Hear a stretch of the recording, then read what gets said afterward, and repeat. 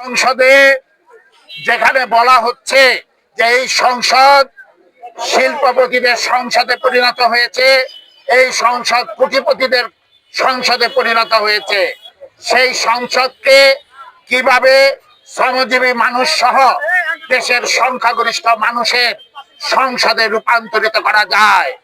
দেশের নিঃস্ব শোষিত বঞ্চিত মানুষের কথা সংসদে প্রধান কথা হওয়া উচিত, আমরা সেটা মনে করি। তাই আমি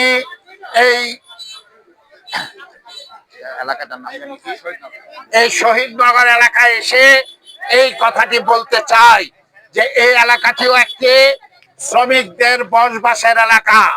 এখানে স্থানীয় সকল মানুষই বিভিন্ন রকম ক্ষুদ্র ব্যবসা অথবা বিভিন্ন শিল্প প্রতিষ্ঠানে কাজ করে, দিন মজুরে কাজ করে। ফলে আমি এই প্রতিশ্রুতি দিচ্ছি, আমরা যদি নির্বাচিত হতে পারি তাহলে সংসদে এই দুঃখ দুর্দশা সম্পন্ন এই নিপীড়িত মানুষের কথাগুলি আমি সংসদে নিয়ে যেতে পারবো। এর বাইরে আরো দু একটি কথা আমি বলতে চাই।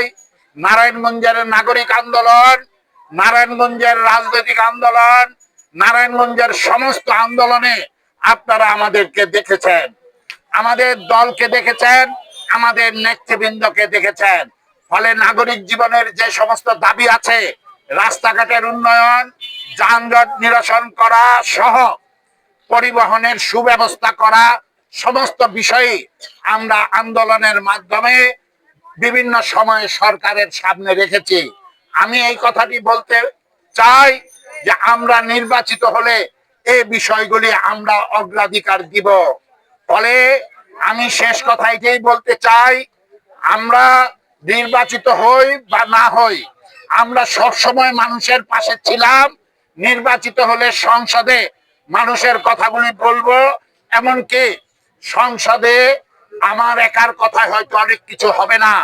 ফলে সংসদের ভিতরে এবং বাইরে মানুষের অধিকার প্রতিষ্ঠার জন্য আমরা কাজ করে যাব, এই প্রতিশ্রুতি আমি আপনাদের সামনে রাখছি। আমাদের সামনে এখন সংক্ষেপে